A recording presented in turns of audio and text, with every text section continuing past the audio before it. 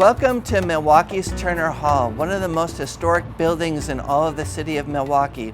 The cornerstone was laid in 1882 and the building was inaugurated officially in 1883. It's the headquarters of the Milwaukee Turners, one of the city's oldest nonprofit and social justice organizations. The Turners were founded in 1853 by refugees from Germany's revolutions of 1848, and in different ways they've been promoting the concepts of liberty and freedom in the city of Milwaukee ever since. In the 1850s and early 1860s, the Turners were very concerned with fighting against slavery. In the late 19th and early 20th century, indeed into the present, the Turners were very committed to supporting the rights of workers, as well as a right to health, to physical fitness, the right to free speech. This building was very important to Milwaukee's three socialist mayors, Emil Seidel, Daniel Hone, and Frank Zeidler, who governed the city of Milwaukee for much of the city's history between 1910 and 1960. The building was designed in many ways to promote the ideals of the Turners: liberty, tolerance, reason, and justice. And it's still doing that work today in the early 21st century. So let's go inside and check it out. Turner Hall was designed in some ways like a machine, the goal being to promote the Turners' most important motto: a sound mind and a sound body. So in the northeastern corner of the building, we have the gymnasium, which is for promoting sound body.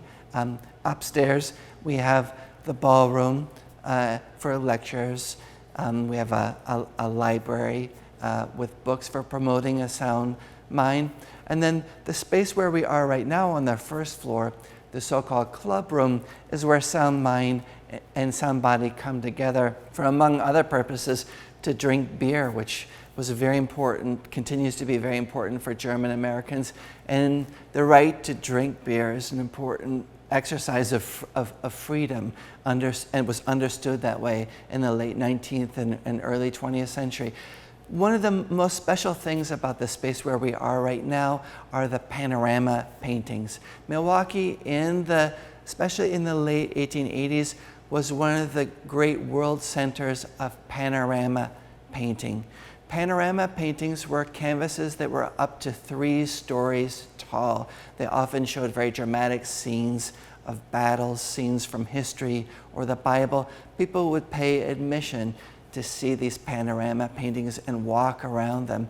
They were, in many ways, predecessors to motion pictures or film.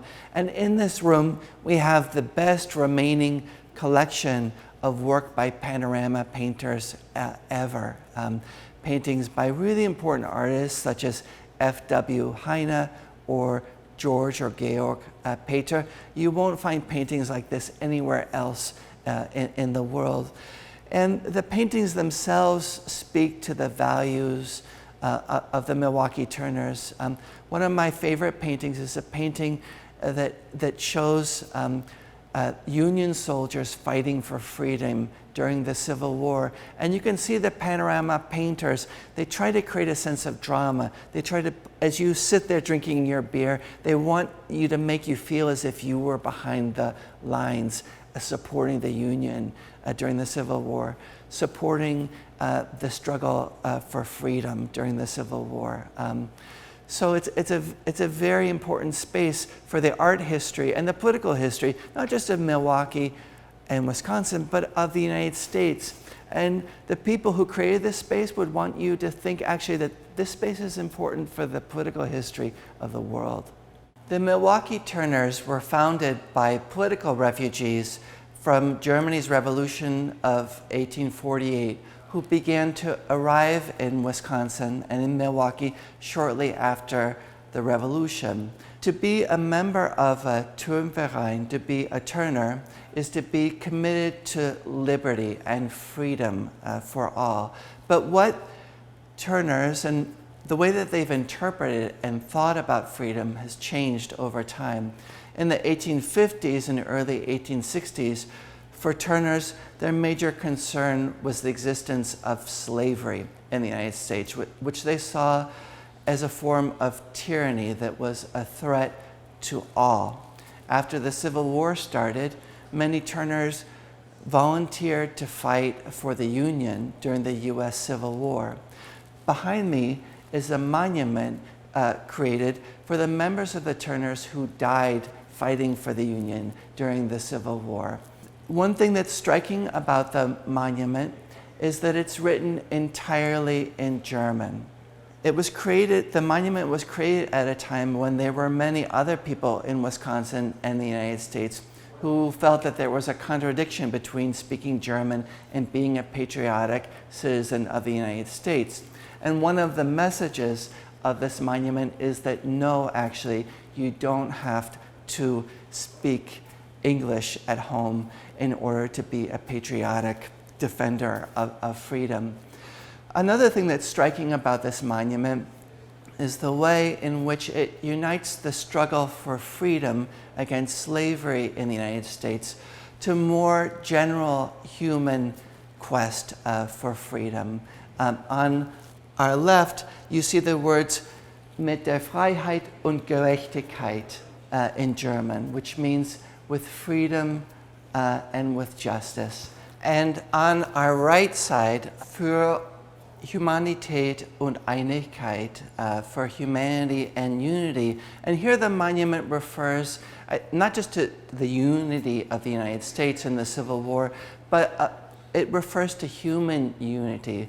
And so one of the messages of this monument, I think, is that we can't have freedom for some. Freedom can only exist when it's shared by all of us. Many people, when they hear about Turner Hall, assume that Turner Hall must be named after a person named Turner, but actually that's not the case. Turner means gymnast in German. The Milwaukee Turners, or the Milwaukee Turnverein, has always been importantly about promoting and teaching the sport of gymnastics. Indeed, the Turners, or the Turnverein movement, with its origins in German-speaking Europe in the early 1800s, helped to originate gymnastics as a modern sport. So every Turner clubhouse or Turnhalle would have had under its roof a gymnasium. The space that you see here is actually probably the oldest continuously operating gymnasium in the United States. People have been practicing gymnastics, and not just gymnastics, but other sports as well, including fencing and now indoor rock climbing, have been doing those things in this space since 1883. And it gives you a sense too of how important Milwaukee has been for the United States as well. The Turners helped introduce physical education into public schools in Milwaukee and in the United States more generally. So if you ever took a PE class, you have the Turners to thank for that. And this building is a really important part of the history of physical education, which again the Turners see as being a part of the history of freedom, that everybody has the right to health. Everybody, every school child should have the right to a physical education class. Welcome to the ballroom of Turner Hall. This is one of the most important political, cultural, and gathering spaces in the city of Milwaukee, and it has been since the inauguration of the building in 1883. Some of the important events that have taken place in this ballroom that are important not just for Milwaukee's political history, but for the political history of Wisconsin, the United States, even the world, include a speech given in 1898 by Eugene Debs, the most famous socialist in U.S. history. It's important to remember that socialists were never a majority in the electorate of Milwaukee. Socialists always depended on the votes of people who weren't socialists, on building coalitions. In order to build a political coalition, it's important to have a space where you can meet, where you can have conversations, where you can try to convince others of your point of view. That can't happen if people aren't physically together or together in some meaningful place. And this ballroom I think of as being really essential, not just for the history of socialism in Milwaukee, but for the history of democracy in our city.